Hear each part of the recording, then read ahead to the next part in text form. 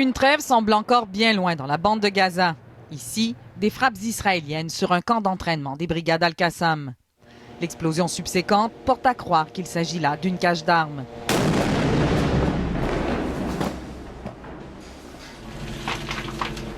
Un peu plus tôt, le brasier se consumait toujours quand Fouad Yassine est revenu constater les dégâts d'une autre frappe. La veille, la famille voisine a reçu un appel des forces israéliennes.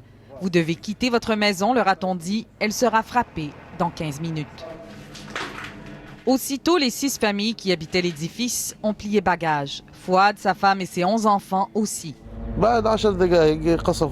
10 minutes plus tard, ils ont lancé 2 roquettes d'avertissement, dit-il. 10 minutes, peut-être un peu moins après, ils ont frappé avec un F-16. J'étais là-bas, raconte-t-il. Des débris de roquettes sont parvenus jusqu'à nous.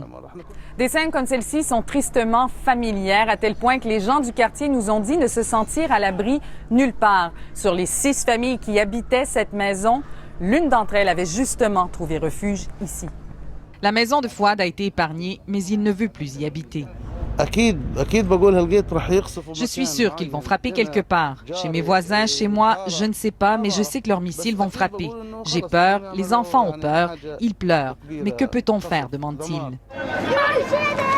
Ils sont maintenant plus de 140 000 Gazaouis déplacés par la férocité des combats dans ces écoles des Nations Unies transformées en refuge. La famille Souba partage une classe avec une quarantaine de parents et voisins.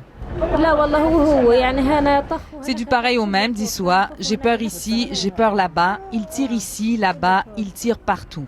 À 3 reprises depuis lundi, 2 écoles comme celle-ci ont été la cible de tirs israéliens, selon les apparences, dénonce l'ONU qui demande une enquête. Les forces israéliennes n'ont pas commenté pour l'instant. Ce sont censés être des endroits protégés, dit-il, et nous les avons indiqués aux forces israéliennes. Ces gens viennent à nous parce qu'ils se croient plus en sûreté. C'est extrêmement inquiétant quand cette confiance est brisée. Pour le moment, les Souba n'ont guère d'autre choix. Nous n'avons pas besoin d'un cessez-le-feu d'1 ou 2 jours ou même d'1 an, dit Noman. Nous avons besoin de sentir que nous pouvons vivre comme tout le monde, bâtir des maisons, un avenir qui ne seront pas sans cesse détruits.